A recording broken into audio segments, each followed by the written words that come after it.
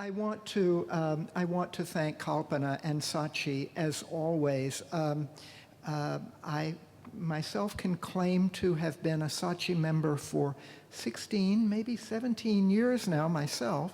And without the partnership of Sachi, the Asian Art Museum's programs would be really impoverished.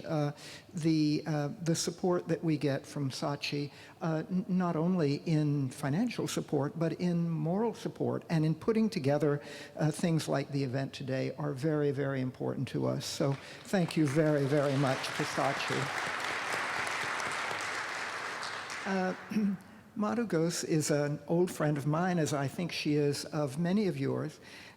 She, as you know, she is the first Alsdorf. The Alsdorfs were a well-to-do Chicago family who put together a fantastic collection of South Asian art, among other things. She's the first Alsdorf Associate Curator of Indian, Southeast Asian, Himalayan, and Islamic art at the Art Institute. Huge swath of the world that she's responsible for taking care of. And since joining the Art Institute in 2007, she's been responsible for designing and installing, conceptualizing the installation of their South and Southeast Asian galleries. And she's done a number of exhibitions, such as the one we're going to be hearing about today. She's also, we were hearing about this at lunch today, she leads the Vivekananda Memorial Program for Museum Excellence, which is a 4-year project sponsored by the government of India, bringing museum professionals from India to the Art Institute of Chicago for high-level training. And it's absolutely groundbreaking and extremely important program. And another time, I hope we can ask Madhu to come back and tell us about that program, which is extremely important in itself. Madhu has a PhD from the University of London, and I won't go through her other many extraordinary accomplishments, but I wanted to tell you a little story. Not so many months ago, I was leading a tour of members of the Asian Art Museum on, out on somewhere on a tour, a trip. And all during our 1-week trip, everyone kept telling me how wonderful their trips with Madhu Ghose had been. And this went on, day after day, on this trip that I was, in my humble way, leading. Everyone is telling me how wonderful the trips with Madhu were. And I confess I started thinking to myself, well, what about me? And when I thought about it, I realized that the difference between doing a pretty good job, which I was doing, and a really fantastic, wonderful job, the difference is extraordinary. And you're going to hear something really wonderful today. So let's welcome Madhu.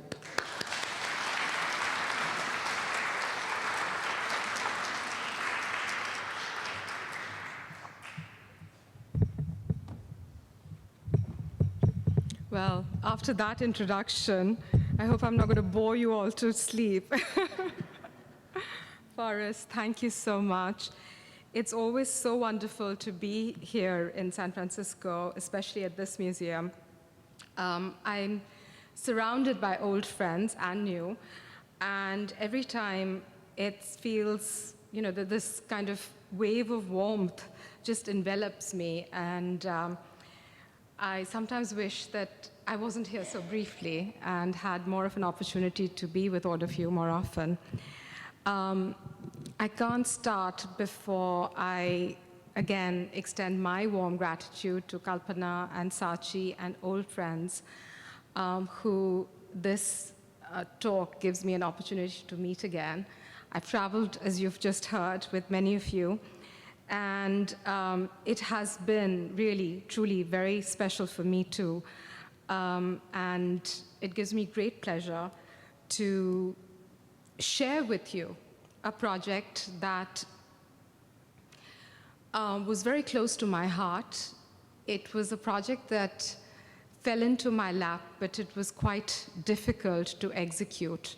And I'll explain a little bit more about this as I proceed. But I really would like to thank all of you for your warm generosity and your kindness towards me here by inviting me here. So to start off with,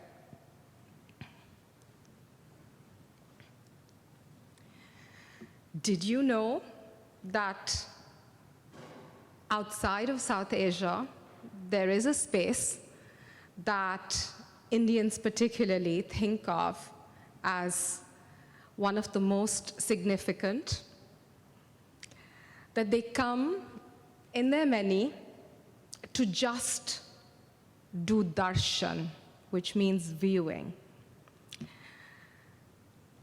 Outside of South Asia, the Art Institute of Chicago has come to mean a site of pilgrimage, which to most people at the Art Institute, it's still very puzzling. And most of these people, whether they are great leaders of India or whether they are the most humble tourists, the site that they come to see, and often they are disappointed because it happens to be locked from time to time, is our Fullerton Hall. Fullerton Hall is the site where Swami Vivekananda presented his 1893 speech and has come to be the site of pilgrimage that people just literally want to come and just view. They do nothing. They just want to come and view, and if they're fortunate, they get up on the stage, and often we have leaders of different states of India coming, and they get all emotional when they stand on the hallowed stage. I hate to then disappoint them and say that, well, you know, the original stage wasn't exactly there, but that doesn't matter. It's the space that is important to them. And this is all because of one individual who came and gave a speech which resonates and reverberates even today for Indians. And the story of my talk is how that speech was to a certain extent crossed over, not just then in 1893, but also now. There's something about the words that has a sense of power, that has an ability to impact people. It doesn't matter where they are from, it doesn't matter when, it still has some efficacy. So let's start with who was Vivekananda. A lot of you have been learning about Vivekananda as a part of this exhibition. Some of you know all about him already. Vivekananda was born Narendranath Datta in Calcutta about 150 years ago, 12th of January, 1863. His father was a lawyer, and they came from a good, well-established Bengali family. But it was only after his father's death that Vivekanand, Naren as he was called at that point, realized that the lifestyle that he had grown accustomed to perhaps didn't have the kind of stability that he'd expected, and suddenly they were terribly impoverished after his father's death. Naren was very, very influenced by his mother, Bhuvaneshwari Devi, and was always a very, very bright young man. Once, with his college friends, he went off to meet Ramakrishna, who had become renowned as the priest of the Dakshineshwar temple that was just on the outskirts of Calcutta. It still is one of the most important temples in Bengal. Ramakrishna was, to all intents and purposes, the priest of this temple. But his tales about him abounded in Calcutta. And one of the lecturers of Naren actually discussed Ramakrishna in class, and so a bunch of friends decided to go and meet this so-called holy man with a lot of typical Western-educated skepticism. Naren was having a typical colonial Western education as he was being brought up in a not terribly Hindu fashion. His family surroundings had a lot of influence of the Brahmo reformist movement that was very popular in Bengal at that time. He was all of 18 when he met Ramakrishna. And he says, and we know this from many accounts, of how skeptical he was initially. And he went with a mind full of questions. He wasn't just prepared to just accept Ramakrishna as this holy man. But through a series of incidents, he started to accept Ramakrishna as his guru. And Ramakrishna at that time was dying of throat cancer. And he was amongst a band of Ramakrishna's followers who literally looked after him day and night. And he died very soon afterwards in 1886.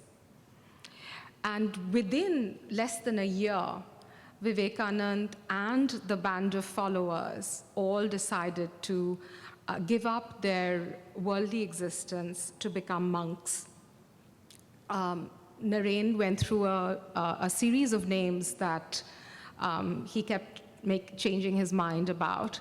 Eventually, he took the name of Vivekanand and became a monk by 1887. And then begins Swami Vivekanand's journey, his quest to understand more. And this journey literally took him from the mountains of South Asia, from the Himalayas, right down to the tip of India and beyond to a little rock at the bottom of India called Kanyakumari. And he led this life of the seeker, of one who is trying to understand and seek knowledge. Throughout, whenever people would meet him, he would, keep moving about the length and breadth of South Asia. And throughout, he would meet people who would tell him about this meeting that was about to take place in the United States. And initially, he was not at all interested in coming to America. I mean, that was just, he had given up the worldly existence. He was seeking, his own quest was more important to him. And so he was really not in the right mindset to think about coming to America. But increasingly, he started to realize, and many of the Maharajas, the local potentates in various parts of South Asia, particularly the Maharaja of Khetri, persuaded him that he was very articulate in the way he explained Hindu philosophy and Hindu ideas. And they felt that Hinduism needed someone like him to represent Hinduism at the World Parliament of Religions. So they all banded together and raised the funds to send Vivekanand to America.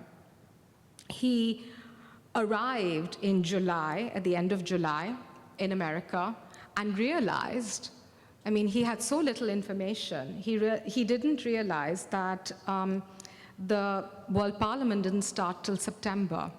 And all the money that his followers had put together for him had finished. So he went through a lot of trials and tribulations to actually get to the World Parliament. In fact, he didn't realize that one needed to be officially invited to actually speak. He didn't have the money to actually stay in Chicago.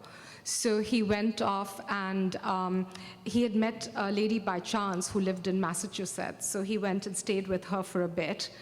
And it was through her that he met this professor at Harvard who was so impressed with Vivekanand's erudition that he wrote him a letter of introduction to the World Parliament. But sadly, Vivekanand came back to Chicago, and realized that he'd lost the letter of introduction. So he was absolutely beside himself. He was just sitting on this railway platform when he met a family of the Hales who then invited him in and treated him like a son, and then they reintroduced him to the World Parliament people, and that's how he got there. So what was happening? What was the moment in Chicago that resulted in all of these people coming there? Well, Chicago had, of course, had the Great Fire of 1871, which had destroyed much of Chicago. And this re-emergence of the city, this beautiful planned city that was that Chicagoans took the opportunity to rebuild, this re-emergence was what was being celebrated with the World's Fair of 1893. And ostensibly, this was to celebrate the 400th anniversary of Columbus discovering America.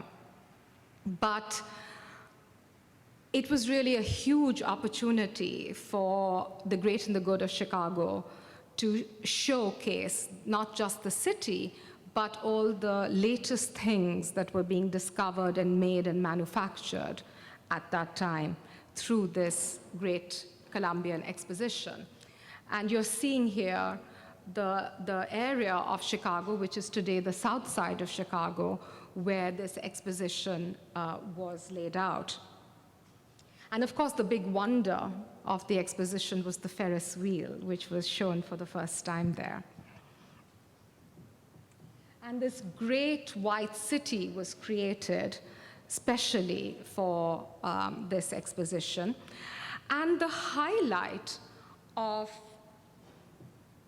the exposition, the thing that attracted a huge amount of interest and of course brought Vivekanand and many other leaders of the different faiths to Chicago, was the World Parliament of Religions that was being held along with this Columbian exposition. The World Parliament of Religions was held at the newly built Art Institute of Chicago. And it was a moment to use the newly built structure of the museum before the museum was occupying the building. As I said before, when Vivekanand came back from Massachusetts, he was taken in by the Hale family, who treated him as one of their own. They reintroduced him. They were so impressed by his erudition that they reintroduced him to John Burroughs, who was the chairman of the World Parliament. And he too was extremely impressed by the young Vivekanand and agreed to let him attend the Parliament. If you've been to the Art Institute, you might know Fullerton Hall, but if you don't, it is the first of the many buildings. This was held in what we call the Michigan Avenue building. And there, these temporary stadia were erected. And the actual speech, the inaugural speech and the inaugural ceremonies were held in what we call the Hall of Columbus. which is today the site of Fullerton Hall. And what was really interesting for us when we were thinking about Jitish Kallat's installation was the fact that this inauguration of the World Parliament of Religions, including the presentation of Swami Vivekanand's speech, happened on September 11th, 9/11, but in 1893. So the World Parliament went on for 17 days between the 11th of September and the 27th of September in the spaces that were occupying the front of the building of the Art Institute. And as you can see, these are pictures from that inaugural session. Swami Vivekananda says in his many writings that he was sitting there during that inaugural session on the 11th of September, and he was hearing the great and the good talking, expounding on their different religions. And he felt as though he was in dhyan, in meditation. He had not come with a prepared speech, unlike everybody else. And Burroughs kept saying to him that, would you like to speak now? Are you ready to speak now? And he was still kind of in his own, he literally had gone into a trance. Finally, he was told that, you either speak now or that's it. And so he got up, and the first words that came out of his mouth were "Sisters and Brothers of America." And the whole hall just erupted with a tumultuous applause of over 2 minutes. And this we know not just through his writings. I actually have personally gone through the newspaper cuttings of the 12th of September, which actually describe the reception that this speech, and especially just the words "Sisters and Brothers of America" had. I mean, people just stood up and they just clapped and clapped and clapped. And then the rest of the speech unfolded, and I'll read the speech to you in a bit. But what really changed as a result of this one speech was that he had become the iconic figure of the World Parliament. There are really amusing stories about how, if there would be a slow session, Burroughs would come and say, "Oh, the Swamiji is coming, the Swami is coming." And all the people would be kind of transfixed to their places, and they would wait, maybe 2 hours at a time to have him come on for like a few minutes. Swami Vivekananda spoke in both the halls that we have, what is Fullerton Hall now, the Hall of Columbus, as well as the space underneath our library, which at that time was also another temporary stadia. And that is where our Ryerson Library is now. But it is really Fullerton Hall that has come to be this sacred space that people come to view today.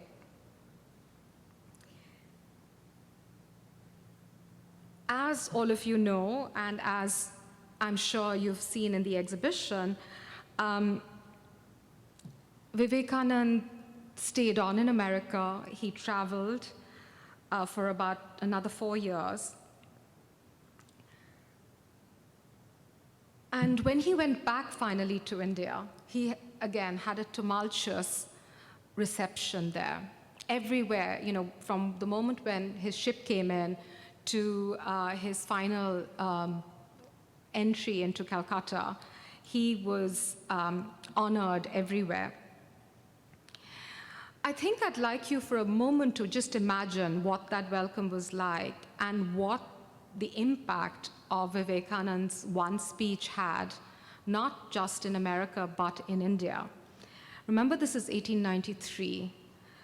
It's a time prior to Mahatma Gandhi returning from South Africa. it's a time when, under colonialism, Indians had started to imagine that there was nothing good about their faith. There was nothing in their faith that was worth emulating or anything to take pride in. There were all these reformist movements going on, the Arya Samaj, the Brahmo Samaj. Sati was being abolished. So there were all these reformation-like movements happening in South Asia. And what Vivekanand's reception in America did, because of course every day people would be in the news, they would see and hear about the reception that Vivekanand was having everywhere in the newspapers of the day. The fact that there was an Indian, one of them, who was being received and being given these honors, it did a lot for the general Indian, the average middle-class Indian's sense of self-worth. And that to a great, and then of course you had these very beautiful speeches that he was making that again were getting reported. He was sending lots of letters back home. And it really was a combination of those factors that helped make him into this great person who inspired many of the nationalist leaders of the time and then the general public. So when we talk in terms of the kind of impact that Vivekanand has, he really did have a huge impact on the kind of moral fiber of a very downtrodden, colonized people. And that was really why this speech started to be so celebrated. Well, Vivekanand came back to America. He returned in 1897 and, in fact, spent a lot of time in California. And I particularly like this picture of him in San Francisco. He had by then founded the Ramakrishna Mission in 1897, and during this visit of his to America in 1899, 1900, he was essentially raising money for his mission. And of course, this is the time when he founds the Vedanta Society and the various societies in the US. But very soon after, he had passed away. His followers, like Sister Nivedita, who was came to India to work with him, and many others that he attracted during his travels in Europe and in America, they came to India to work with him, but he was completely worn out and severely ill by then. And it is said that he desired samadhi. He wished to put an end to his existence, his earthly existence. And so at the age of 39, he passed away. And you can see this beautiful temple at Belur Math, which is just across the river from Dakshineshwar, just outside Calcutta, even today. And what happened to the Art Institute? Well, for about many years, we really were not that conscious of this moment in time. Until the centenary of his visit, when a group of Indians made the Art Institute aware and worked with the Indian ambassador to DC to actually commemorate Swami Vivekanand's speech at the site of Fullerton Hall. This hall, by the way, is over that original space that you saw in the old black and white picture. And this was constructed and opened up in 1898. And they persuaded the city to name the street in front of the Art Institute the honorary Swami Vivekanand way. And in 2012, we changed the plaque that was originally established in 1994 to this one, which is what you see just right outside Fullerton Hall now if you come there. And along with this plaque, as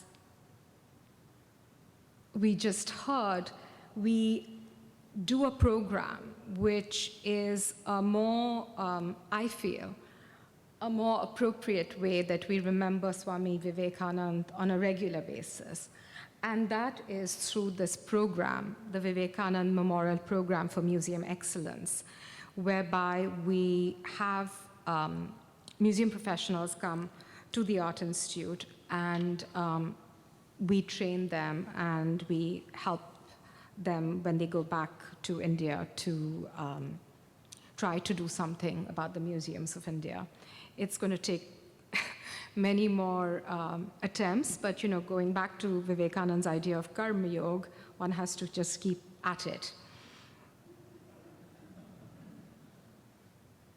Great lesson for us. Okay, so what happened then? A few years ago, soon after I came to America, I met the renowned Indian artist, Jitish Kallat. Jitish is one of the many contemporary artists who really emerged in the 1990s. The 1990s as a decade was very important and transformational in India on many different fronts. 1991 was the point at which India was forced to liberalize its economy. But that was soon followed by the terrible demolition of the Babri Masjid, of this mosque, in 1992, in December of 1992. And very soon afterwards, in 1993, the financial capital of India, Mumbai, was shaken by a series of bomb blasts. A few years after was 1997, which was the golden jubilee of India's independence. So these what seemed at that time cataclysmic events had an enormous impact on the younger generation of Indian contemporary artists. And you started to see these artists really wrestle with issues that, on one hand, harked back to independence, to partition particularly, to issues around secularism, faith, and all kinds of things. And a whole new group of artists emerged, and Jitish was one of them. He had studied at the J.J. School of Arts in Bombay and started to really show from a very young age. He started to show from when he was 22. And we're talking about him as though he's ancient. He still is a very young artist. I'd like to share with you a few of his early works, just so that you have a sense of where he was going. One of his very early works is this work called Artists Making a Local Call. I'd just like you to see the two versions of it.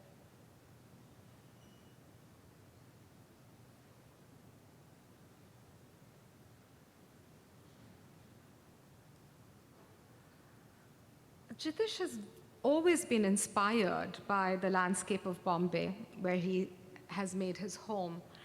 And you often see him dealing with subject matter which is very much the landscape of Mumbai, whether it is in Artists Making Local Call or whether in this series of works, which for anyone who knows India knows the cacophony that happens around transportation, the street, the sense of the chaos that exists on the streets of particularly Bombay, but it could be any other street. So you have this series of early works called Rickshapolis,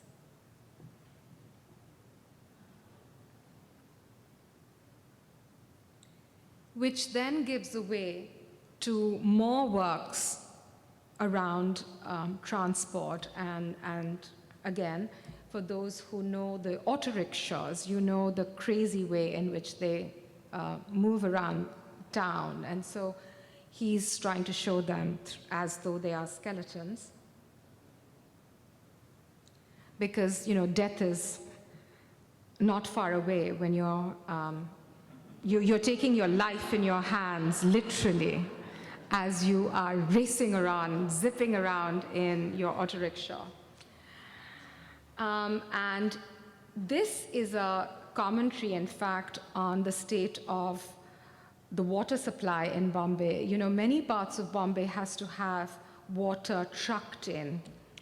And Aquasaurus is dealing with the subject of the scarcity of water and the kind of irreverence with which the Mumbaikars deal with the issue of water, which is so scarce now. And a more recent series of works called Universal Recipient dealt with the many security guards. In the 1990s, suddenly, every building, every home had security guards. And he was fascinated by these security guards and, started to kind of think about them. And so did a series of works where he was trying to look into the mind of these security guards, many of whom were very young and came from all kinds of other parts of not just India, but sometimes Nepal and other places. So you've got the whole weight of the city in the mind of this security guard.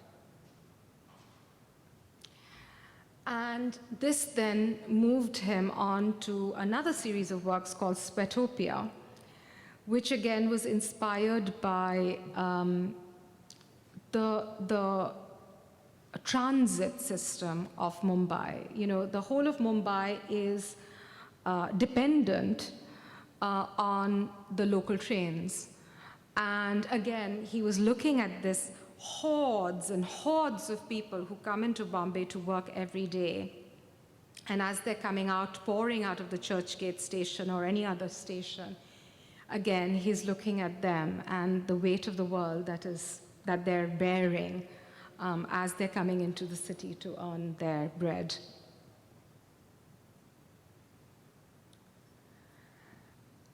And this has resulted in a series of reflections on the horror that is there. It's kind of ever present. And this is where I come back to this issue of what was happening in places like Mumbai during this time as artists like Jitish Kallat were commenting about it. The city itself was constantly felt in siege. And of course, it's the job of artists to make us think about the world in which we live. And I'll probably finish with this body of work, which is where he's X-rayed food. And then you suddenly have, in this video projection, the banquet coming towards you and disappearing as well. He also did a series of works that looked not just at this ever-present terror, which is lurking, but also at color. And he was very conscious of he was always kind of interested in color, but he was also interested in the fact that as an artist, color obviously plays a very big role in one's life. But do you remember that first work that I showed, Artists Making Local Call? So he was, kind of he kept playing with these street scenes and then started to kind of code them in the colors of the rainbow. And I'll show you what happens to this body of work as we move along. So this is called aspect ratio. And his more recent works have also looked at the issue of riots, like the Godhra riots, which have had a huge impact on Jitish's practice.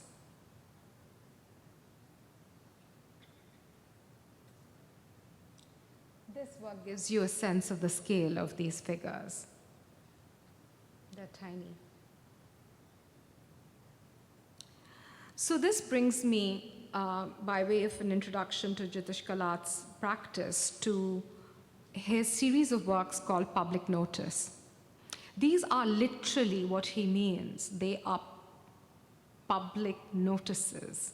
You know, in India, you often have newspapers and billboards with a sign saying, you know, public notice. This is to, you know, bring to your attention whatever it is. This government, this ministry needs so-and-so jobs, or, you know, we're tendering something, you know, so make your applications. That's how you treat this word, public notice.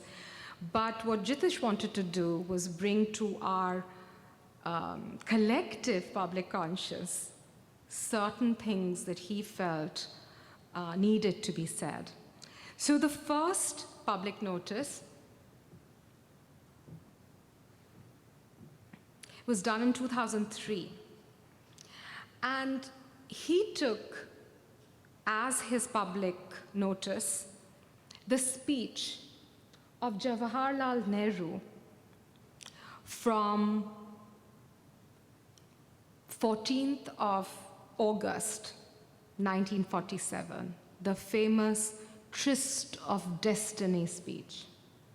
The speech that Nehru gave on the midnight hour as India woke to freedom. And this is being done in 2003, post the Godhra riots, these riots that recreated for most Indians that horror of partition, when you had train loads of bodies coming into railway stations. These were a set of riots that happened in Gujarat, whose reverberations continue right down to today. What Jitish did was he put the Tryst of Destiny speech, he hand-rendered the speech. You can see it better here. Using rubber adhesive on 5 acrylic mirrors. And then he set it aflame.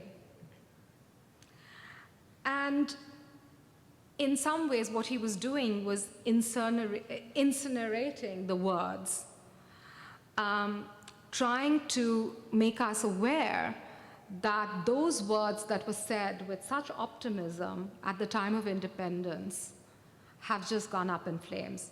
In his own words, the words are cremated, much as the context of the speech itself was distorted by the way the nation has conducted itself in the last 6 decades. And what happens is, when you are seeing yourself as you are viewing this work, your own reflection gets distorted in the mirror. And those words kind of start to disappear. And this work was really quite powerful. But Jitish didn't just stop there. He went on to do a massive work, which in fact he showed again more recently at the Kennedy Center during their Festival of India a couple of years ago. This work is called Public Notice 2. Originally, it was done in 2007 and shown in Milan. And this time, he takes and recreates the speech that Mahatma Gandhi gave at the start of the Salt March, the march that he led of civil disobedience against the unfair tax that the British had on salt. So this speech happened in March 11, 1930. But this speech that has now become famous as the Dundee March, again, he uses resin to recreate the words of the speech with bone-shaped letters. Can you see that? And as he describes them, these are like the discarded relics of the Gandhian spirit of nonviolence in today's Gujarat. So for him, that sense of the Mahatma, of what he was saying, and of the belief in civil disobedience, but of nonviolence, has become a joke in today's India. So this work brings us to the third of the public notices.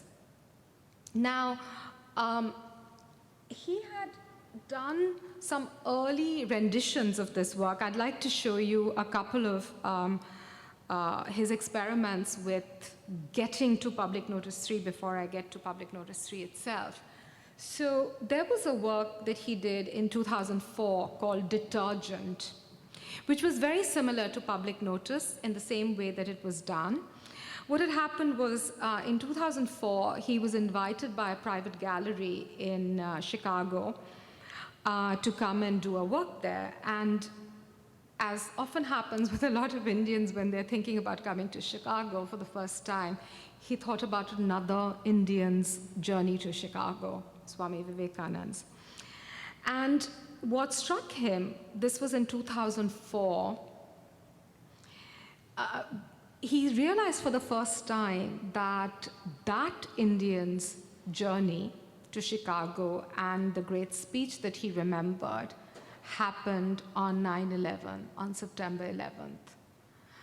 And by then, of course, 2001 had happened.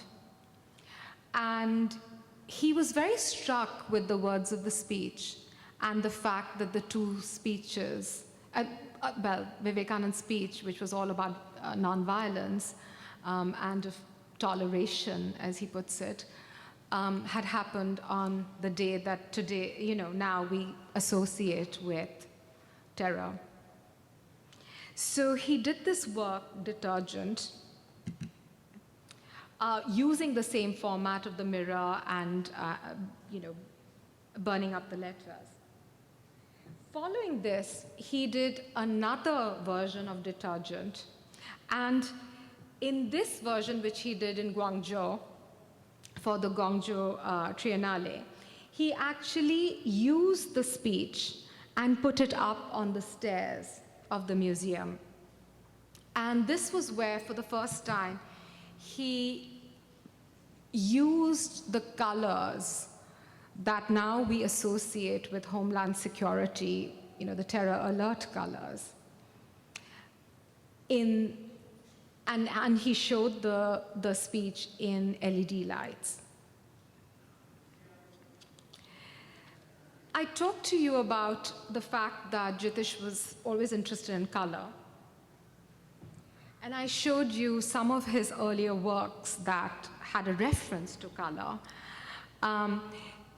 He would say to me that, I feel as though Homeland Security has taken, some of the colors of my palette. And now we think of orange, we think of terror alert, we don't think of the color orange anymore. And if you remember, we were constantly in a state of orange for a very long time. And these were some of his earlier works that had, played on this theme of color. This work called Oxygen, Aspect Ratio, which I showed you before. And he had also worked on this, the small work that he'd done under destruction, India is my country. This is a kind of speech that you recite in school about India, that every school child knows by heart. But when he did this work, if you actually go into it, then the words all kind of disappear and it becomes this kind of computerized letters. So he had played on different versions of this work. These were all experimental works. They were not done with any kind of mission that he knew where he was going. These were all works that were emerging. And then we met in Bombay. And when he came to know that I was from the Art Institute, he got very excited and said, I've done these little works before, but I really, really want to do this work at the Art Institute. And this was in 2009, soon after I had installed the Alsdorf galleries. At that point, the Art Institute had no interest in any kind of non-Western contemporary. There was no question. And the expectation was that I was going to be looking after our traditional collections. And when he said this to me, that he wanted to do this work, he dreamt of doing it. This is what, and if you know Jitish, he's full of ideas and it's all, absolutely fabulous. You're vibing and you're kind of going into 5 different directions. And I kept sitting there and just shaking my head and saying, no way, I'm never going to be able to do this. Just let's stop because it's never going to happen. Well, I guess it was meant to be, and it did happen. And we were able to eventually convince everyone at the Art Institute to let us do this site-specific installation. And not just do it, but do it on a women's board grand staircase, because that's where we wanted to do it. We wanted to kind of take that Guangzhou installation that he'd done, but put it in the center of the Art Institute, in that old Michigan Avenue building, which was the original building of the Art Institute. And what is really important about this grand staircase is that on the left, just down below, is Fullerton Hall, the space of the actual speech. And on the other side is our Ryerson Library, the site of the other speeches. So this space of the grand staircase literally unites the various spaces where Swami Vivekananda and the World Parliament happened. And what is also very interesting is that they were supposed to build a dome over this grand staircase, but in fact, they never did get it done. So there's a skylight. And so you have this sense of openness. We have used the grand staircase before as a site of art. And here, for example, is a Daniel Buren work that we did in 1977.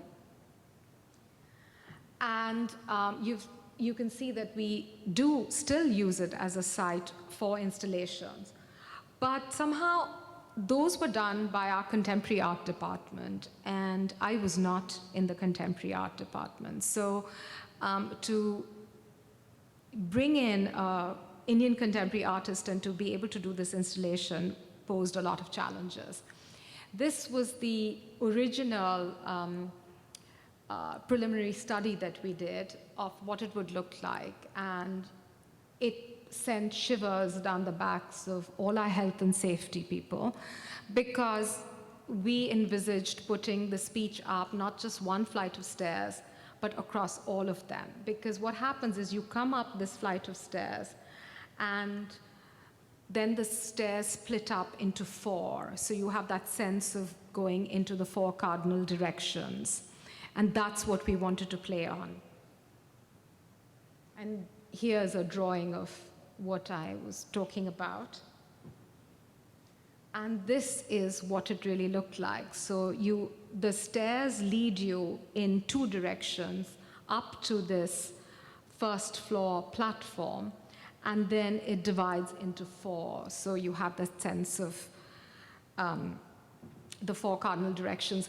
And, in South Asia, there is very much this idea that great words go into the four cardinal directions, like Ashokan capitals that look in four directions. So important words are supposed to go into the ether in the different cardinal directions. And that really, again, was something that we wanted to play on. This installation took 68,700 LED lights. And we had to do a lot of work to even decide how to do the words, how to spread the colors out. And this is what it really looked like.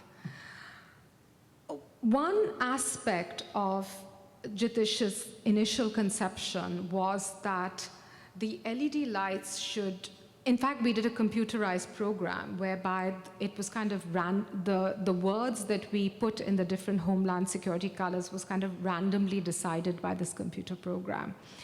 And the idea was that when you went up and down the stairs, you were coded in the colors of these lights.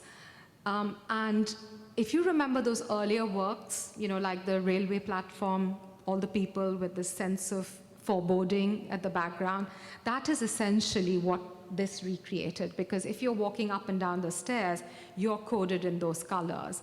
And it was his play on the fact that danger can happen at any time. So let me share some images with you of this installation.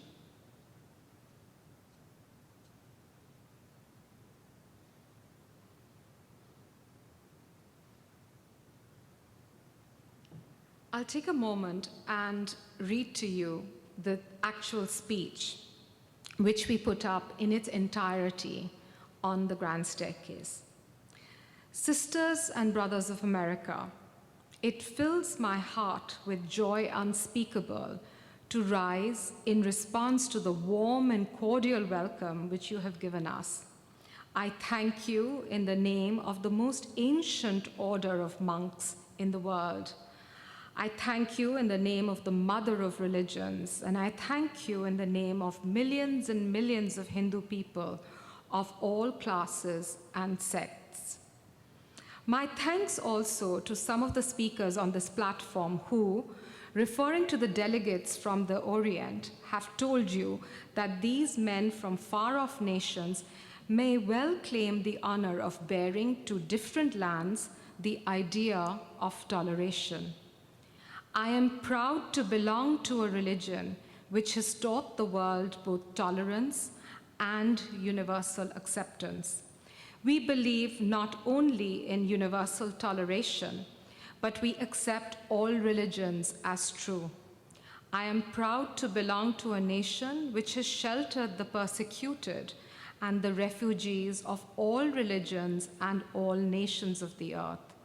I am proud to tell you that we have gathered in our bosom the purest remnant of the Israelites who came to southern India and took refuge with us in the very year in which their holy temple was shattered to pieces by Roman tyranny. I am proud to belong to the religion which has sheltered and is still fostering the remnant of the grand Zoroastrian nation. I will quote to you, brethren, a few lines from a hymn which I remember to have repeated from my earliest boyhood, which is every day repeated by millions of human beings.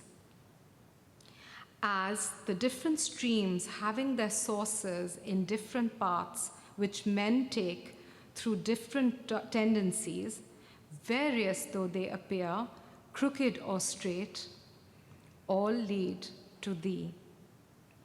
The present convention, which is one of the most august assemblies ever held, is in itself a vindication, a declaration to the world of the wonderful doctrine preached in the Gita. Whosoever comes to me, through whatsoever form, I reach him. All men are struggling through paths which in the end lead to me. Sectarianism, bigotry, and its horrible descendant, fanaticism, have long possessed this beautiful earth. They have filled the earth with violence, drenched it often and often with human blood, destroyed civilization, and sent the whole nations to despair. Had it not been for these horrible demons, human society would be far more advanced than it is now. But their time is come, and I fervently hope that the bell that tolled this morning in honor of this convention may be the death knell of all fanaticism, of all persecutions with the sword or with the pen, and of all uncharitable feelings between persons, wending their way to the same goal. And to tell you that these words had such a resonance in Chicago in 2010 and 11 is kind of an understatement. Because of the kind of public support that we got, an installation which was supposed to stay on for 3 months actually stayed on for an entire year and came to become, without our having foreseen this, as our living commemoration for 9/11 itself. And we closed this installation on the 12th of September, 2011. So I'll just finish with some of these last images.